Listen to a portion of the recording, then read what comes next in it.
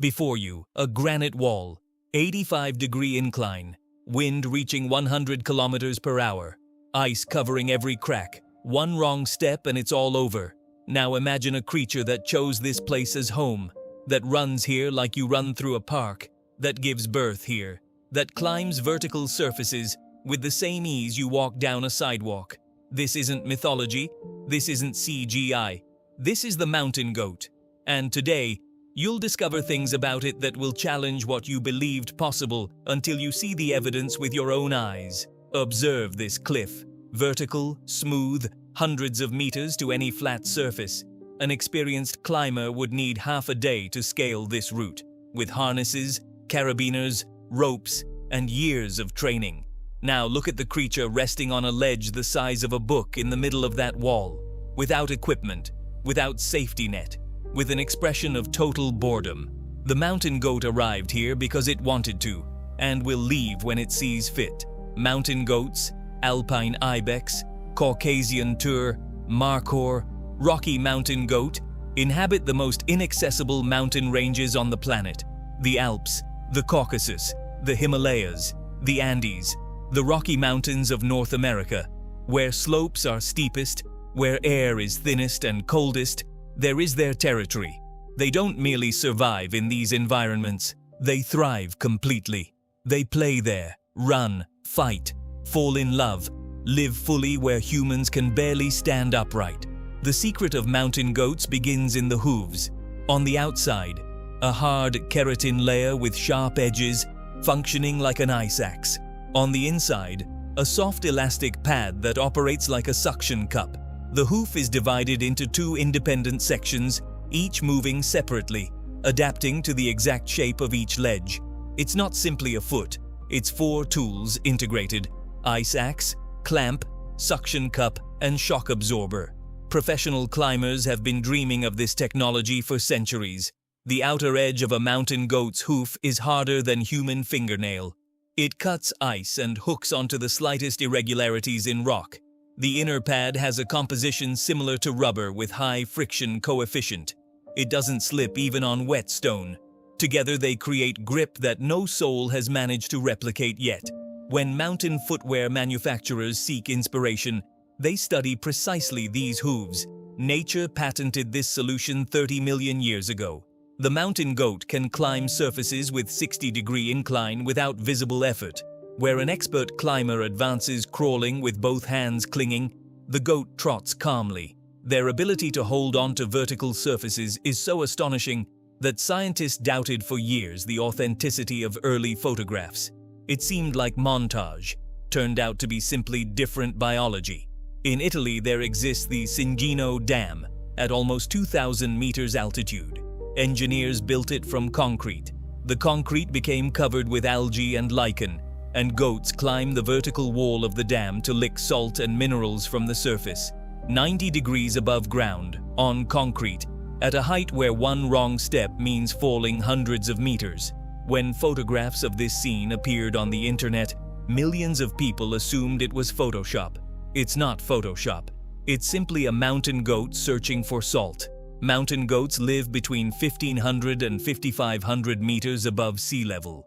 The alpine ibex prefers the zone between 2,000 and 3,500 meters. The Rocky Mountain goat up to 3,000. The bezoar goat of the Caucasus and Asia Minor up to 4,000. At those altitudes, there's approximately 40% less oxygen in the air than at sea level. Winter temperatures drop to 40 degrees below zero, and precisely there is where the mountain goat feels most comfortable. The mountain goat is one of the oldest animals depicted by humans. Cave paintings with goats are found in European caves 20 to 30,000 years old. Our ancestors didn't just draw what they saw, they venerated what they couldn't understand. How a creature climbs walls that for humans are insurmountable. In the mountain goat, they saw something supernatural, and they weren't so wrong. The mountain goat jumps up to 3.5 meters horizontally and almost 2 meters vertically from static position, without prior running start. It lands on ledges the size of a hand. Landing precision is a few centimeters. An error of those centimeters means death. The goat performs these jumps dozens of times daily. No failure has been recorded on video because a goat that fails leaves no record. The center of gravity of the mountain goat is located considerably lower than in most ungulates. This isn't coincidence. It's evolutionary adaptation to life on inclined surfaces. Front legs are slightly shorter than rear ones, which helps maintain balance during ascent. The wrists of the front legs are flexible, almost like human ones. The goat can rotate them, adapting to the shape of the support. The entire body is one large instrument for living in a three-dimensional vertical world. The horizontal rectangular pupil of the mountain goat is one of the most unusual visual systems in nature. It provides a field of vision of almost 340 degrees without turning the head. The goat sees almost everything around itself simultaneously, above, to the sides, behind. This is critically important when you're standing on a cliff and a snow leopard is stalking you. Additionally, the horizontal pupil maintains horizon orientation even when the head is tilted, an automatic level built into the eye. Mountain goats possess phenomenal sense of terrain. Scientists believe they build a three-dimensional map of their territory in memory and update it constantly. In blizzard, in dense fog, in total darkness, the goat remembers every ledge, every crack, every safe route in a territory of several square kilometers. It's not instinct. It's a learned individual map that each goat compiles itself during the first years of life. In winter, mountain goats descend to lower altitude, but not much. They don't go down to valleys like other ungulates. They adapted to winter differently. They slow metabolism, lose up to 30% of their weight during winter, and this is normal. Their dense double-layer coat, the outer layer of long, coarse guard hairs, the inner one of warm, compact undercoat, retains heat at 40 degrees below zero. The goat in winter is a living thermos in animal form. Mountain goats are herbivorous, but mountains aren't exactly generous sources of food. They eat grass, moss, lichen, shrub leaves, tree bark, everything available. Searching for food, the goat stands on hind legs, reaching branches at 2 meters height. It positions itself on tiny rock ledges to reach moss in a crack. They don't hesitate to dig through snow with hooves, searching for dried grass below. Hunger is the best acrobatics teacher. Mountain goats need water, but in mountains it's frozen most of the year. They learn to obtain water from snow and ice. They simply eat them. In summer, they find mountain streams and springs, which they memorize and return to. Besides water, they need minerals, especially salt, and this is one of the main reasons goats risk their lives licking mineral deposits on vertical cliffs, approaching salt licks in valleys, or climbing concrete dams. The horns of the alpine ibex are one of the most impressive ornaments in the animal world.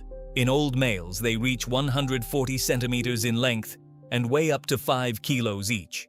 The horns have characteristic transverse ridges, by which one can determine the goat's age.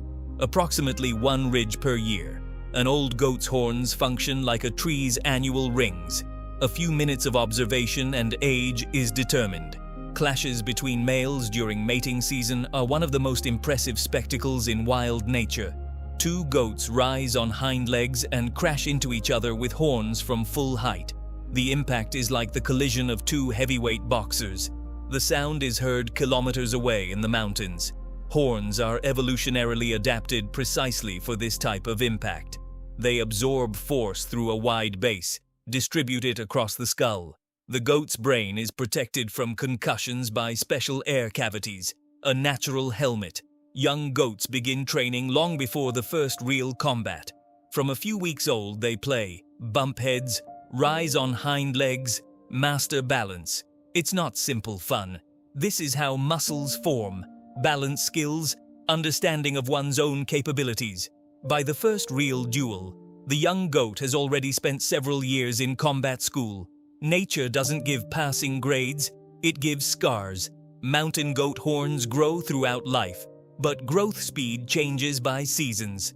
In summer fast, in winter slow. This creates the characteristic transverse ridges, one for each year of life. An experienced biologist, looking at a goat through binoculars, can determine its age with accuracy of 1 year. Females also have horns, but considerably shorter and thinner. They never grow to male size. In nature, horns rarely reach maximum size. Old goats with enormous horns are found only in reserves where there's no hunting. Horns aren't just weapon and status symbol. Goats use them quite practically. They scratch themselves, comb fur in hard-to-reach places, clear snow searching for food.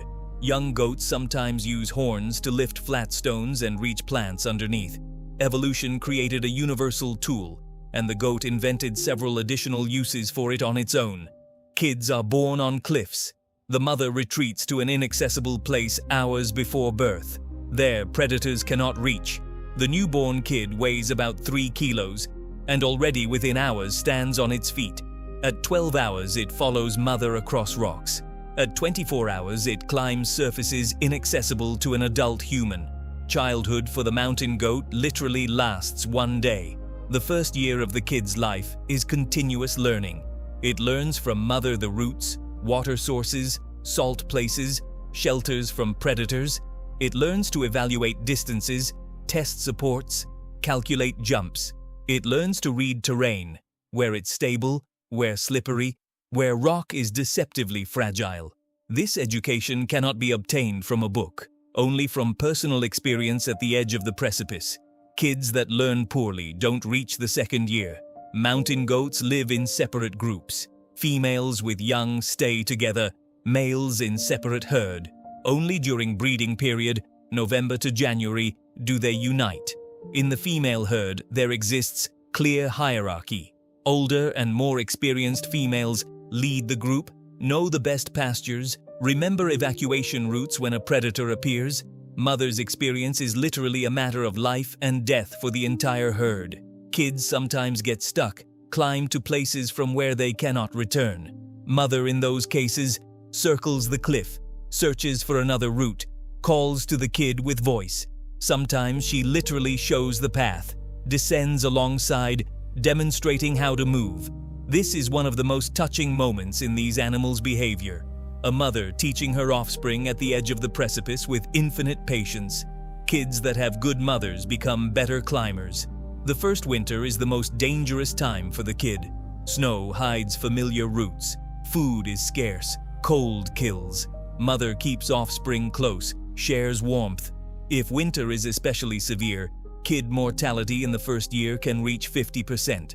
Those who survive the first winter generally survive the following ones, because the first winter teaches what no summer can teach. The main enemy of the mountain goat is the snow leopard, the perfect mountain predator, flexible, silent, with excellent balance on rocks.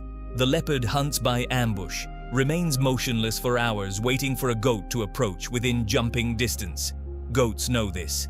Their behavior near any shelter is maximum caution. Before entering a gorge, the old goat observes for hours. Paranoia is what survives. The mountain goat's first reaction to a predator is upward, always upward, because neither wolf, nor bear, nor lynx can follow the goat up a vertical wall. Only the snow leopard can hunt at those heights, and even then with limited success. A goat that managed to reach a vertical surface is practically safe. The cliff is its fortress. That's why mountain goats never wander far from cliffs into open space. Eagles represent a serious threat to kids. The golden eagle can strike a kid and throw it off the cliff, without carrying away the prey, but creating it. Kids know the eagle's shadow instinctively. When the bird's silhouette appears in the sky, young ones immediately press against the cliff or seek shelter under an overhang. Mothers at that moment cover kids with their body. The sky above mountains is a space of threat equal to the ground beneath feet. Predators aren't the only threat. Mountains themselves are dangerous.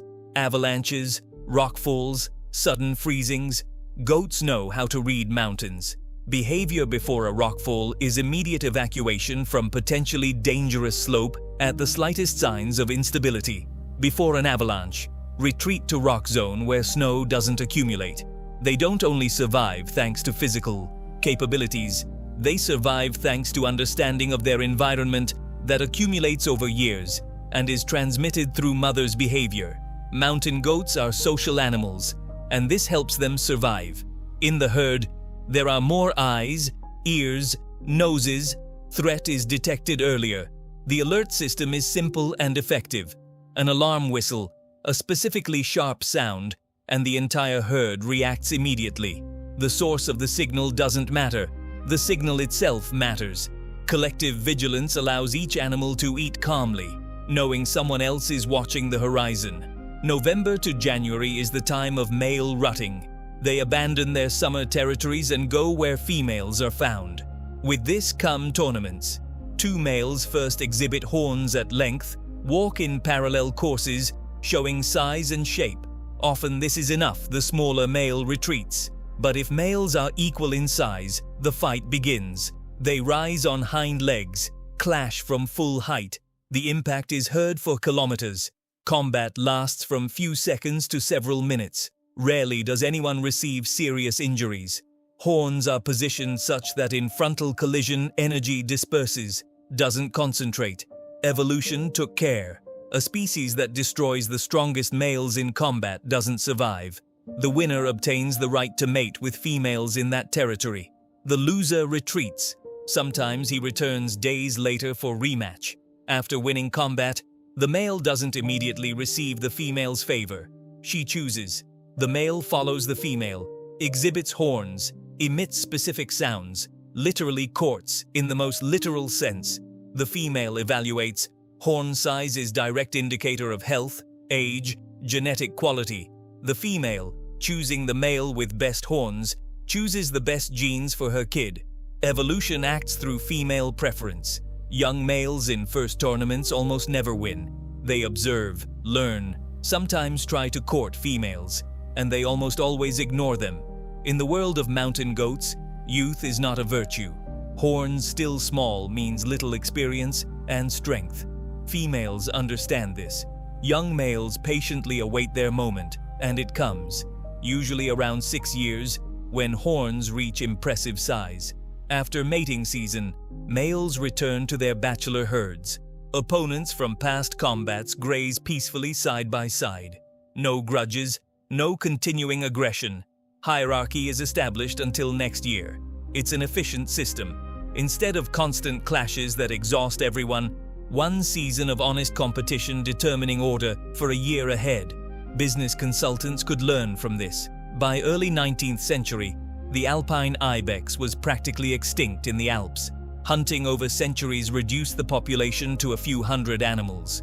Only in the Gran Paradiso Reserve in Piedmont, the then King of Italy declared goats royal property and prohibited hunting. This saved the species. Today in the Alps live approximately 50,000 ibex. The population recovery story is one of the first and most successful examples of conservation work in Europe. The Rocky Mountain goat of North America, Oreamnos americanus, is a relative but not close. It actually doesn't belong to genus Capra, but to a separate genus. Its white coat year-round, not only in winter, makes it almost invisible in snow. It lives in the Rocky Mountains, the Cascades, in Alaska. Scientists have observed mountain goats at altitudes exceeding 3,500 meters at temperatures of 45 degrees below zero. Not just surviving, actively grazing. The markhor is the national symbol of Pakistan and the most unusual mountain goat on the planet. Its horns spiral like corkscrews. In old males, they reach 160 centimeters in length. The markhor is endangered. It was long persecuted for its horns, considered curative in traditional medicine. Today, hunting is permitted only limitedly, and income from hunting licenses goes to local communities. This incentivizes protection, not poaching. A paradoxical but functional solution. The Caucasian tur is one of the largest mountain goats. It inhabits exclusively the Caucasus. Nowhere else in the world does it exist. There are two subspecies, the West Caucasian tur and the East or Dagestani tur, which differ slightly in horn shape. Both are endemic to the Caucasus and included in the Red Book. Population is recovering, but slowly. For an animal with such limited distribution area, any pressure is dangerous. Its fate is literally the fate of one mountain chain. Mountain goats have been studied for over 100 years, and each decade brings new discoveries. In the 90s, biologists equipped goats with GPS collars and discovered their daily routes were much more complex and longer than previously thought. In 2010, it was determined that goats memorize and transmit information about pastures through mothers' behavior. This is cultural transmission of knowledge. In 2020, that climate changes are shifting their migration routes faster than they can adapt. Each year, a new fact we didn't know. Enormous horns aren't only advantage. Sometimes goats get stuck with horns in branches, bushes, wire fences. This is especially relevant for old males with maximally developed horns. Cases have been recorded where stuck goats had to be freed by humans. A goat that just demonstrated wonders of climbing stands helpless, tangled in bushes. Nature doesn't lack sense of humor. The mountain goat is one of the oldest symbols in human culture. On coins of ancient Greece and Rome, on shields of mountain peoples, in the constellation Capricorn. In Sumerian mythology, the goatfish was symbol of the god of wisdom Enki. In Celtic traditions, symbol of fertility and mountain strength. In the Islamic world, the makor is sacred animal granted to mountains. Almost every mountain people has its image of the goat, and all are filled with respect. The alpine ibex is the official symbol of the Swiss Alps. It's represented on the coat of arms of several Swiss cantons. This isn't casual. For mountain peoples, the goat always symbolized what they themselves aspired to be: stability, independence, ability to live where others don't survive. The mountain goat became metaphor for mountain man, and this metaphor was accepted and preserved in state symbology. Representations of mountain goats appear in cave art on all continents where these animals lived: Europe, Asia, North Africa. Chauvet Cave in France, 36,000 years old, has goats. Altamira Cave in Spain, goats. The cliffs of Tassili Nadjer in Algeria, goats. Our ancestors drew them with such precision and detail that biologists today determine from drawings the species and even sex of the animal. It wasn't simple decoration, it was knowledge. Among mountain peoples of the Caucasus, tur horns were the most important trophy and symbol. They decorated homes, served as ritual vessels for wine, were part of wedding ceremonies. In Georgian traditions, the tur horn is symbol of hospitality. The guest drank from the horn as sign of alliance with the host. It's not simply a hunting trophy, it's a cultural object that connects people with the mountains that fed and protected them for millennia. Modern science tracks mountain goats through GPS collars, camera traps, and DNA analysis. And each new method brings surprises. GPS showed that individual goats make daily movements of up to 20 kilometers across vertical terrain. Camera traps recorded social games of adult males that were considered atypical for them. DNA analysis revealed genetic diversity within the population that ensures disease resistance. The more we learn, the more complex and interesting the picture becomes. The mountain goat's sense of smell is the main tool for situation assessment. They detect a predator's scent long before seeing it. The scent of other goats transmits information about their sex, age, health status, and hierarchical standing. Males during mating season mark territory with secretions from specific glands, information that females read like an announcement. Mountains are a library of scents in which the goat orients without error.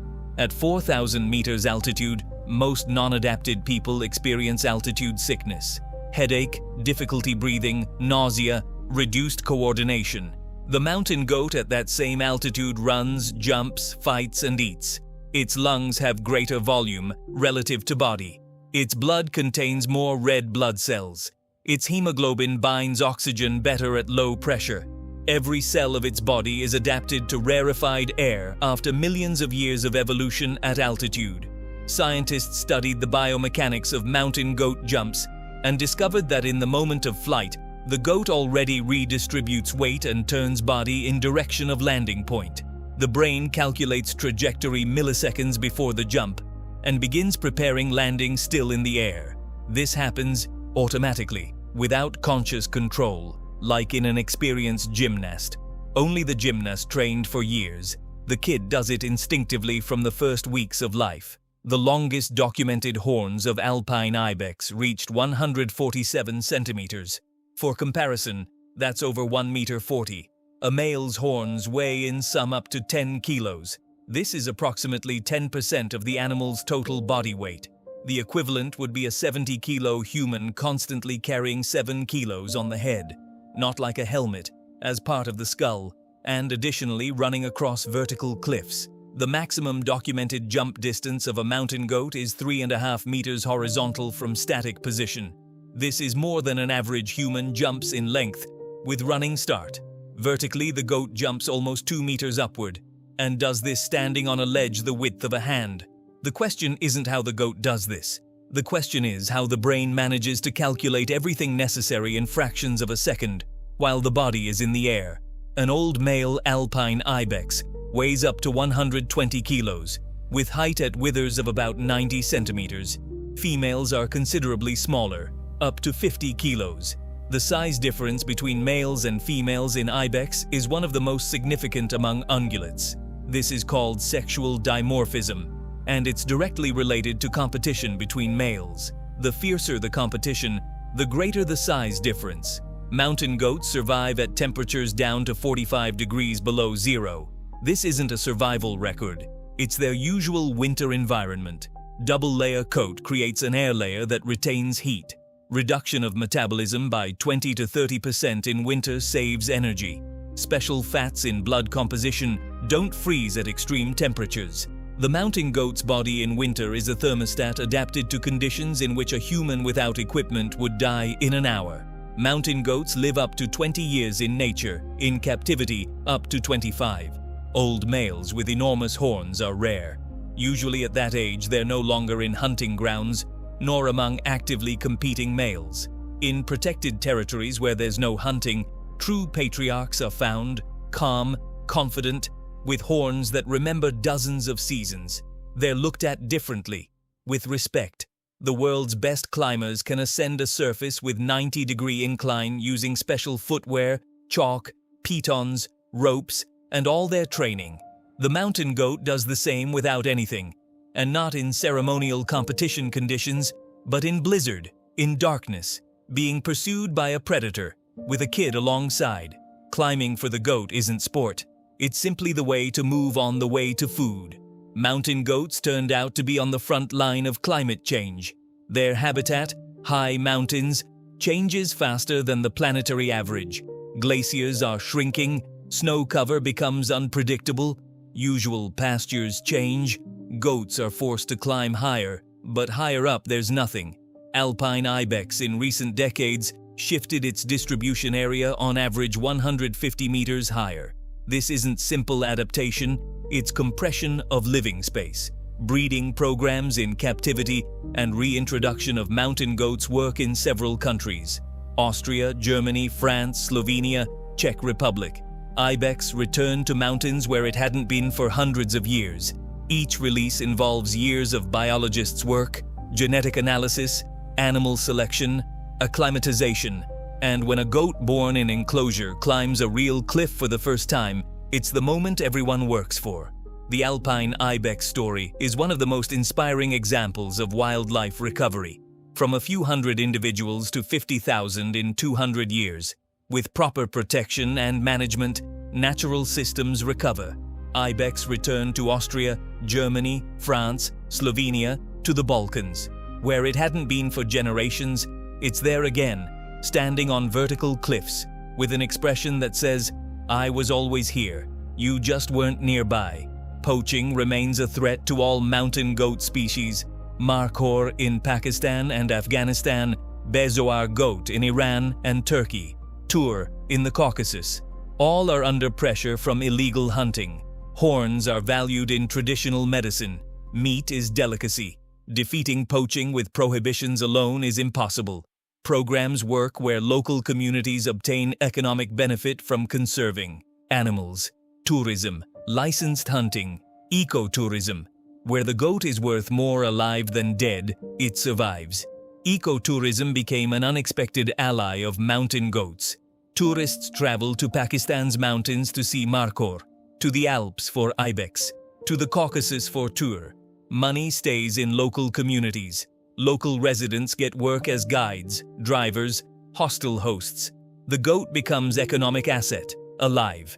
This changes attitude from prey to resource. Pragmatic logic sometimes works better than pure altruism. The mountain goat occupies space inaccessible to almost everyone. On summits where humans arrive with difficulty and risk, the goat lives, doesn't survive, lives fully, actively, socially.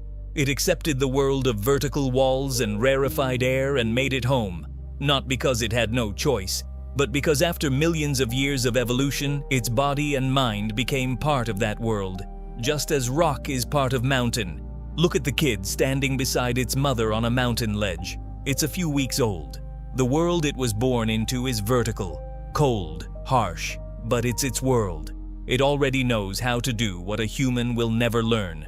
Stand at the edge of the precipice as if it were the center of a room. They didn't teach it not to fear.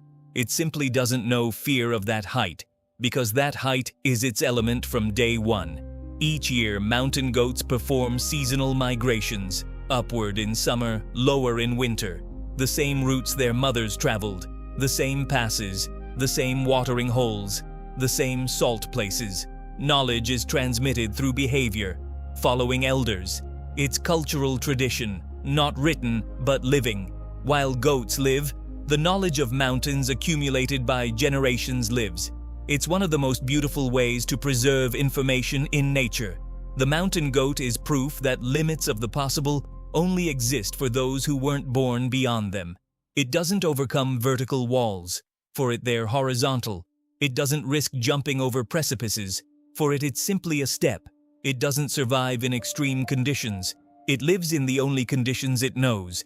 Its world is the summits. And there, on the summits, it's at home. It's there, on the cliff, seen through your binoculars as a thin vertical line, so small against the mountain's background, so self-assured. No predator will reach it there. No human will climb without equipment. Only wind, only clouds, only sky. And the mountain goat, which came here simply because it wanted to, and will leave when it decides. This is freedom. Over millions of years, the mountain goat became living proof of what evolution can achieve if given time and the right environment. Each hoof is a masterpiece of engineering. Each jump is a masterpiece of biomechanics. Each kid that survives is a victory over the world's harshness. Beside us, on the summits of our mountains, we see from the train window or ski lift, lives a creature that made the impossible its home, and does it every day without applause, without spectators, simply because it doesn't know how to do it any other way. That gaze, that rectangular pupil against the background of snowy peaks, it doesn't ask for admiration, doesn't need recognition. The mountain goat existed long before us, and if we don't make serious mistakes, will exist after, on the same cliffs, along the same routes, with the same jumps. It's not simply an animal. It's nature's answer to the question of what's possible if life is given enough time and enough difficult conditions.